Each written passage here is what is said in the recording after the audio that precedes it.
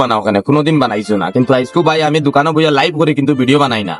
আজকে একটা কাস্টমার আমার দোকানে আইলো ভাই, আওয়ার বাদে দাঁড়ো তো সিএমএইচ হসপিটাল, তখন আমার আইস থেকে লইয়া 10-15 বছর আগর কাস্টমার আওয়ার পরে আমি কইলাম ভাই তুমি কিতা হইছে, কিতা খবর, অনেকদিন পরে আমার ভাই আইলা, কয় না ভাই তোমারে দেখিলে ইয়ার আর দাঁড়ো তো হসপিটালও আইছি।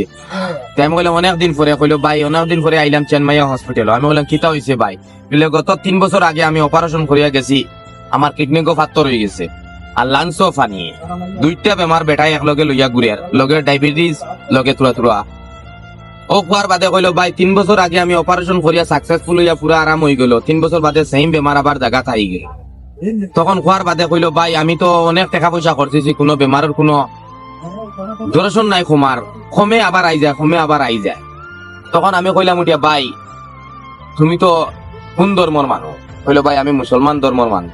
কইলাম মাশাআল্লাহ আলহামদুলিল্লাহ, এক কাম করো ভাই, হাবুতার শেষে তুমি তোমার ফ্যামিলির মা বাবারে খেয়াল করছলাইনি। হয় উঠিয়া কইলো ভাই আমি তো আমার মা বাবার লগে বিয়ার 3 বছর পরে বিয়ার হয়ে গেছে, তার গড়ে 12 বছর, 3 বছর পরে মা বাবার লগে ঝগড়া করি, বেঙ্গলোরে সফটওয়্যার ইঞ্জিনিয়ার কাম করি, আর এখানে নিজের ফ্ল্যাট সব আছে, মা বাবার লগে বেশ সম্পর্ক রাখছি না।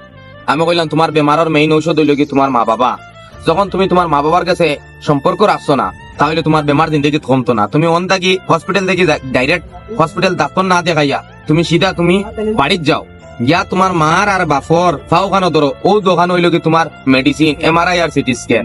যখন তুমি তোমার মা বাবার ফাউত ধরে লইবা, তোরার পরে তোমার মা বাবার কাছে গুনাহ মাফ করে লইতে পারো, মা বাবা চকুর পানি এক ফোঁটা ফালাই আল্লাহর কাছে দোয়া করি লাই, তাহলে 100% ভাই তোমার বেমার কমি যাইব। ওর বাদে কইলো ভাই ইলার মাত হইতে পারেনি, বেমার ভেটর ভিতরে মানুষ কিছু সিরাস টাইপের বুঝা গেছে, বলে বেমার ভেটর ভিতরে মা বাবার ভাত ধরলে বেমার কমি যাবে। আমি বললাম নাউজুবিল্লাহ, ই মাত আর একবার মুখে দিয়ে আনিও না, কারণ তোমার মেইন বেমারের ঔষধ হইল কি তোমার মা বাপ। যদি তোমার মা বাপর বদুয়া যে লইছে, এই বদুয়ার কারণে এই টাকা পয়সা তোমার কোনটাই কামাইতো না, তুমি তোমার মা বাপর দোয়া লও গিয়া। তখন খোয়ার বাদে বাইটায় এখন ওখানে কইতাম স্যার ভাই হল তুমি তাই অনেক ভাই আছো, ভিডিওটা শেয়ার করে দিও, কারণ এই শেয়ার করার কারণে লেগে অনেক ভাই মা বাপর থেকে রাগ করে বেটি লইয়া আলাদা ওরা। এই ভাইয়ের মতন আপনারা যদি বেদনায় ধরে, তাহলে কোনো ঔষধের পয়সা খামাইতো না। বেটার লাস্ট ফিনিশিং আজকে আমি পাঠিয়ে দিছি, কইলো ঠিক আছে ভাই তোমার কথাটা মানিয়ে যাইবো। আমি বললাম ভাই আমি তার কয়েকটা উদাহরণ দেখাইছি, ভিডিও লম্বা হয়ে যাবে লাগে কইেন, কয়েকটা উদাহরণ দেখানোর পরে বাইটা কিতা করতে কইছে ইনশাআল্লাহ ভাই তোমার কথাই আমি যাইমু। আর আমি কইছি ভাই তুমি যদি আমার একজন বালা পাও, কারণ অনেক বছর থাকি সিংপরিচয় হিসাবে আইছো দোকানত, এক কাম করো তুমি সিধা তোমার বাড়িতে ফোন করো, বাড়িতে এখন আমার সামনে ফোন করে তুমি তোমার মা বাবার কাছে মাফ চাও, আর পরে তুমি ডাইরেক্ট জায়গায় যাও।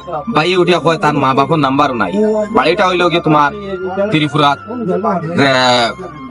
ত্রিপুরা কিতা এক জায়গার নাম বলছে বাইটা আমি চিনছি না, যে আমরা দেশের মানুষ, কিন্তু আলহামদুলিল্লাহ মা বাপে পড়াইয়া তার অনেক বড় চাকরি ধরাইছেন, পার মান্থে সফটওয়্যার ইঞ্জিনিয়ার 70 থেকে 80,000 বেতন পায় হইলো, গাড়ি গাড়ি বহুত দামি লই যাইছি, কিন্তু মানুষ আগত থাকি 1% আছে, 3% কমে গেছে, বুঝছো নি মা, 3%-এর মাঝে 1% আছে, 3% কমে গেছে। ভিডিওটা লম্বা হয়ে যায়, শেয়ার করে দিও, ওখানে লাগে শেয়ার করে দিও, যাতে এলা কোনো বাইতে তোমার মা বাপরে যদি কোনো কষ্ট দিলা, তোমার বেমার কমতো না, মা বাবার কাছে গিয়া মাফ চাইও। আসসালামু আলাইকুম। ভিডিওর মধ্যে কোনো ভুল হইলে মাফ করে দিও ভাই, আর এরকম কেউ ঘটনা করছো নি কমেন্টের মধ্যে জানাইবা।